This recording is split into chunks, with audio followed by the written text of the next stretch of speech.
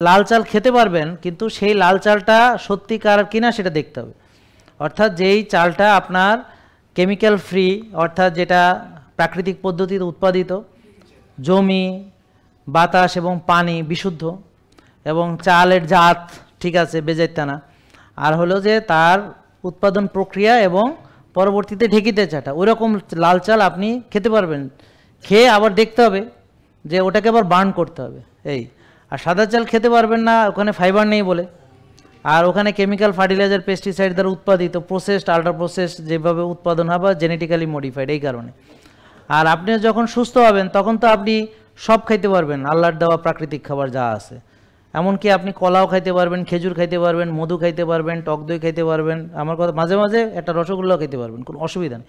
কিন্তু কথা হলো যে এই প্রসেসড, আল্ট্রা প্রসেসড ফুডগুলো অধিক মাত্রা এবং নিয়মিত খাওয়া যাবে না। বাবা বুঝছেন?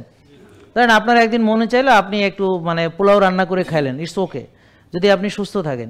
কিন্তু আপনি প্রতিদিন যদি পোলাও বিরিয়ানি খান, খাইয়া যদি আবার, তাহলে ওই রিপোর্ট আবার ভালো থাকবে না। ধরেন আপনি অনিয়ম করলে হুমায়ের আবার বেড়ে যাবে। আপনি যেটা বলছেন যে আমার হুমায়ের 1 আছে, ইনসুলিন 4 আছে, সুগার 5 আছে, কিন্তু আপনি যদি অনিয়ম করেন এটা থাকবে না, এটা আবার বেড়ে যাবে। জেকে লাইফস্টাইল, ওষুধ মুক্ত সুস্থ জীবন।